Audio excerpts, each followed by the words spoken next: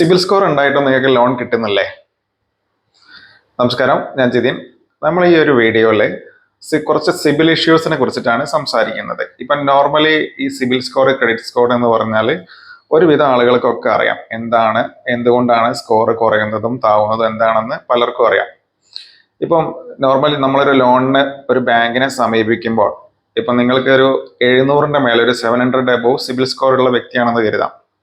ഇപ്പൊ പലരും ഈ ഒരു സ്കോർ മാത്രം മതി നമ്മൾക്ക് ലോൺ ലഭിക്കാൻ എന്നൊരു ധാരണ ഉള്ളവരുണ്ട്. ഒരു സിബിൽ സ്കോർ, നല്ല സ്കോർ ഉണ്ടെങ്കിൽ നമുക്ക് ലോൺ കിട്ടും എന്നാണ് പലരുടെയും ധാരണ. ഈ സിബിൽ സ്കോർ എന്ന് പറയുന്ന ഒരു 300 to 900 വരെ, ഒരു 900 വരെയുള്ള ഒരു 3 ഡിജിറ്റ് സ്കോറാണ് സിബിൽ സ്കോർ. നമ്മൾ കഴിഞ്ഞ വീഡിയോയിൽ അതിന്റെ കാര്യങ്ങൾ സംസാരിച്ചിട്ടുണ്ടായിരുന്നു. ഈ ഒരു സിബിൽ സ്കോറിന്റെ ഇതിൽ വരുമ്പോൾ നമുക്കൊരു ഹോം ലോണോ, അല്ലെങ്കിൽ ഒരു കാർ ലോണോ, ഒരു പേഴ്സണൽ ലോണോ, അല്ലെങ്കിൽ ഒരു ബിസിനസ് ലോണോ, ഒരു പ്രോപ്പർട്ടി ലോണോ, അങ്ങനെ എന്തെങ്കിലും ഒരു ലോൺ, അല്ലെങ്കിൽ ഒരു MSME ലോണോ, നിങ്ങൾ ബാങ്കുമായിട്ട് ബന്ധപ്പെട്ട് ഏതൊരു ലോൺ എടുക്കാൻ പോകുന്ന ആളാണെങ്കിലും ബാങ്ക് ആദ്യം നമ്മളെ ഫിനാൻഷ്യൽ സ്റ്റാറ്റസ്, നമ്മളെ റീപേയ്മെന്റ് കപ്പാസിറ്റി ചെക്ക് ചെയ്യാൻ ഈ സിബിൽ സ്കോർ അല്ലെങ്കിൽ ക്രെഡിറ്റ് സ്കോർ ആണ് അവർ നോക്കുക, അവർ പരിഗണിക്കുക. ഇങ്ങനെ നിങ്ങൾക്ക് ഒരു ലോണിന് അപ്ലൈ ചെയ്യുന്ന സമയത്ത് നിങ്ങൾക്ക് നല്ലൊരു സ്കോർ ഉണ്ട്, ഒരു 700 എബോവ് സ്കോർ ഉണ്ട്, പക്ഷെ നിങ്ങൾക്ക് ലോൺ ലഭിക്കുന്നില്ല.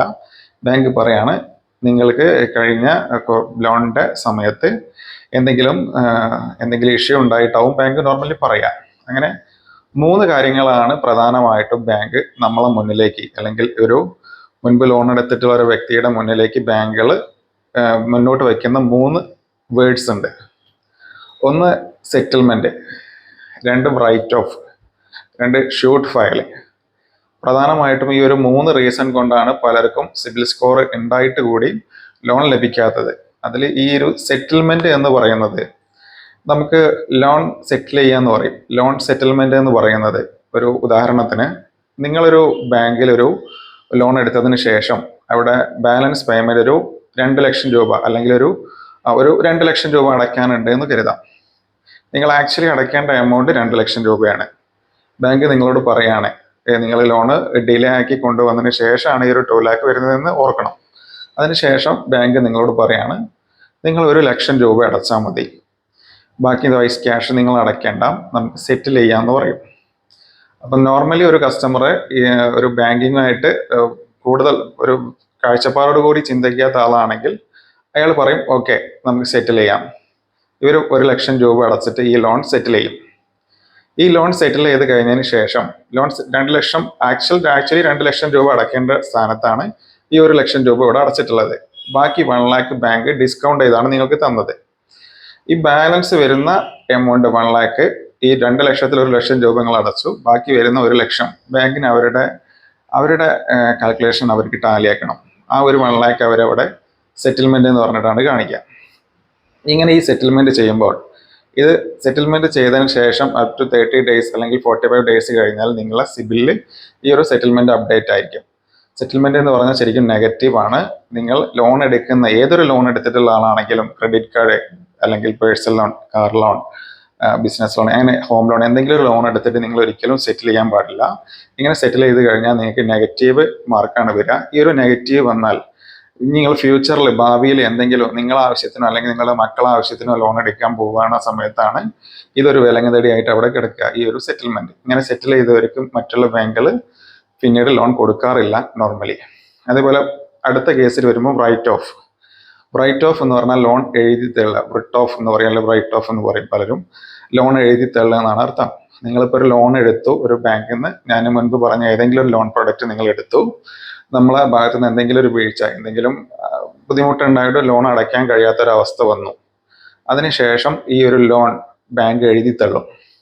എല്ലാ ബാങ്കുകളും ഇല്ല, അങ്ങനെ എഴുതി തള്ളുന്ന ഒരു സാഹചര്യം വരുമ്പം ചിലപ്പോൾ എഴുതി തള്ളേണ്ടി വരും. നോർമൽ എഴുതി തള്ളാറില്ല. അങ്ങനെ വരികയാണെങ്കിൽ ചില ബാങ്കുകൾ എഴുതി തള്ളുന്ന ഒരു സ്റ്റേജ് വരും. ഇപ്പം കൂടുതൽ വെഹിക്കിൾ ലോൺസ് ആണ് റിട്ട് ഓഫ് വരിക, ഈ ഒരു റൈറ്റ് ഓഫ് വരിക. ഈ റൈറ്റ് ഓഫ് അല്ലെങ്കിൽ ക്രെഡിറ്റ് കാർഡ്, ഇങ്ങനെ ഒരു ലോൺ എഴുതി തള്ളുന്ന ഒരു കേസിൽ അതും നമ്മൾക്ക് ലോൺ എടുക്കുന്ന വ്യക്തിക്ക് നെഗറ്റീവാണ്. പിന്നീട് ഒരിക്കലും അവർക്കൊരു ലോൺ ലഭിക്കാൻ സാധ്യത നിലവിലെ സാഹചര്യത്തിൽ ഇല്ല. അതേപോലെ മൂന്നാമത്തത് ഷൂട്ട് ഫയൽ ഷൂട്ട് ചെയ്യുക. ഷൂട്ട് ഫയൽ എന്നൊക്കെ പറയും. നമ്മളൊരു ബാങ്കുമായിട്ട് ബന്ധപ്പെട്ട് ലോൺ എടുത്തു, ലോൺ പെൻഡിങ് ആയി, ചില കാരണങ്ങളാൽ ലോൺ പെൻഡിങ് ആയി. അങ്ങനെ നമുക്ക് അടയ്ക്കാൻ കഴിയാത്തൊരവസ്ഥ വന്നു. അപ്പോൾ ഷൂട്ട് ഫയൽ എന്ന് പറയുന്നത് കേസ് ഫയൽ ചെയ്യും. കോടതിയിൽ നിങ്ങൾ ലോൺ എവിടെ നിന്നാണ് എടുത്തത് അവർ ഫയൽ കോടതിയിൽ കേസ് കൊടുക്കുകയാണ് നിങ്ങളെടുത്തുനിന്ന് ഈ ഒരു എമൗണ്ട് തിരിച്ചു കിട്ടാൻ വേണ്ടിയിട്ട്. അതിനാണ് ഷൂട്ട് ഫയൽ എന്ന് പറയുന്നത്. അപ്പം ഈ ഒരു ഷൂട്ട് ഫയൽ ചെയ്യുന്ന കേസിലും ഇതും സിബിൽ ട്രാക്കിൽ വരും. ഇങ്ങനെ ഷൂട്ട് ഫയൽ സിബിൽ ട്രാക്കിൽ വന്നാലും നിങ്ങൾക്ക് നെഗറ്റീവാണ്. വേറൊരു ബാങ്കും ഫിനാൻഷ്യൽ ഇൻസ്റ്റിറ്റ്യൂഷൻസും നിങ്ങൾക്ക് ലോൺ തരില്ല. നിങ്ങൾക്ക് ഇനി എന്ത് ജോലി ആയാലും കുഴപ്പമില്ല, ഗവൺമെന്റ് ജോലി ആയാലും കുഴപ്പമില്ല, പ്രൈവറ്റ് ജോലി ആയാലും കുഴപ്പമില്ല, നിങ്ങൾ ഇൻകം ടാക്സ് അടയ്ക്കുന്ന ബിസിനസ്സുകാരനായിട്ടും കാര്യമല്ല, ഈ 3 കാര്യങ്ങൾ writ of, settlement, shoot file, ഈ 3 കാര്യങ്ങൾ നിങ്ങൾ സിബിൽ ട്രാക്കിൽ വന്നാൽ പിന്നീട് ഒരു ലോൺ ലഭിക്കാൻ സാധ്യത വളരെ കുറവാണ്. അതുകൊണ്ട് ലോൺ എടുക്കുന്ന ആളുകൾ കഴിയുന്നതും ഈ ഒരു settlement, write off, suit file, ഇങ്ങനെ 3 കാര്യങ്ങൾ ചെയ്യാതിരിക്കാൻ വേണ്ടി ശ്രമിക്കുക. ഇതിൽ സഹകരണ ബാങ്കുകൾ ഒഴിച്ച് മറ്റുള്ള ബാങ്കുകളെല്ലാം സിബിലിൽ കയറുന്ന ഒരു സിറ്റുവേഷൻ ആണ് ഇപ്പോൾ നിലവിലുള്ളത്. Thank you.